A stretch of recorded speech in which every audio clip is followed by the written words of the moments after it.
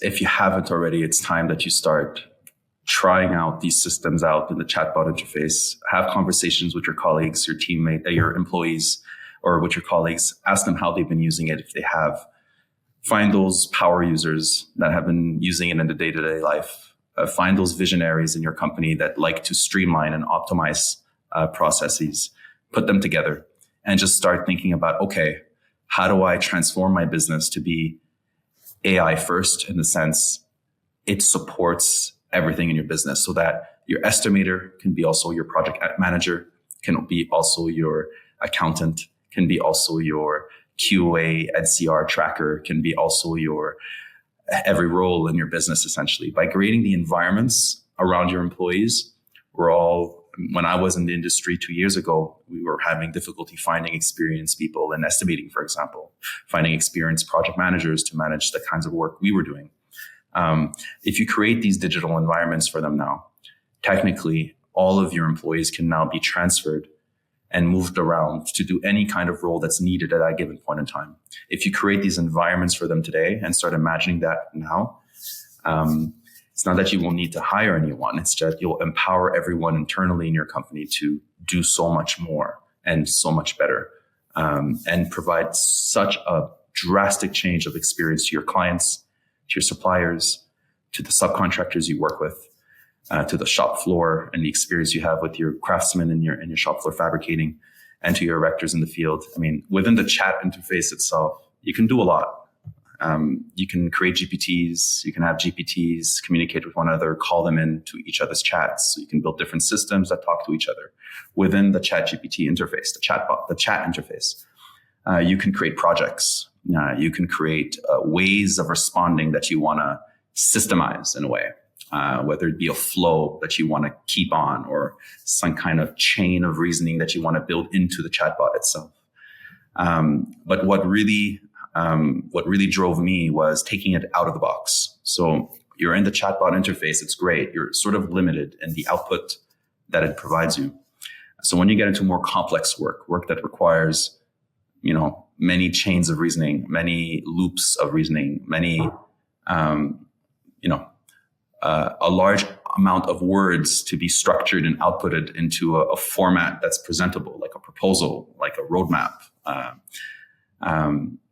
It does it, but it may not do it the same exact way. It may still hallucinate a little bit within the chat interface itself.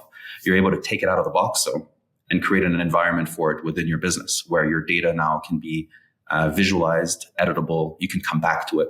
You can store it, and really just pipe that intelligence through your business processes. So that's where the beauty of it comes in.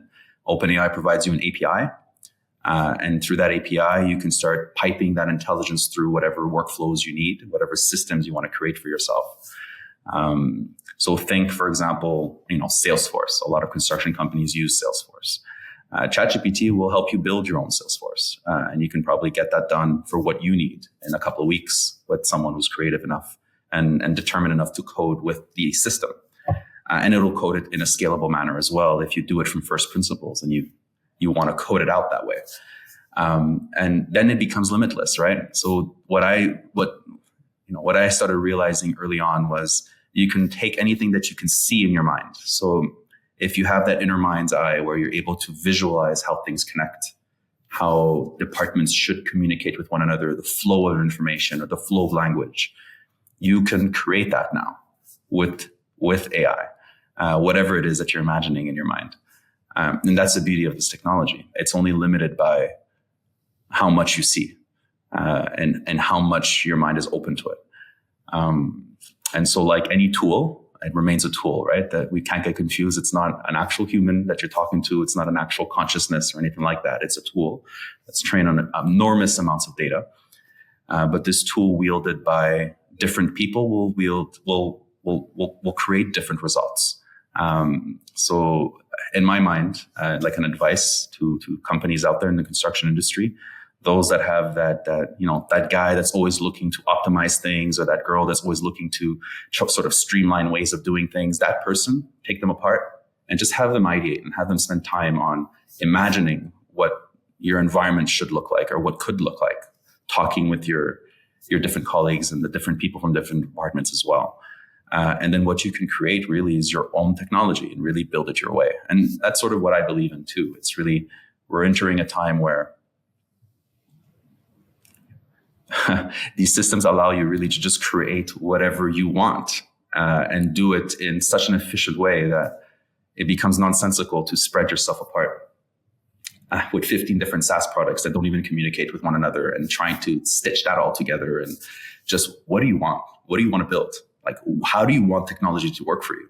Like, what do you want? And you literally say it, and you can start building it out internally, or have people that are working in that field build it out for you quickly as well. That's where we're at today. It's where we're at, and where we're headed is going to be magical, man. The time to start acting on this is really now.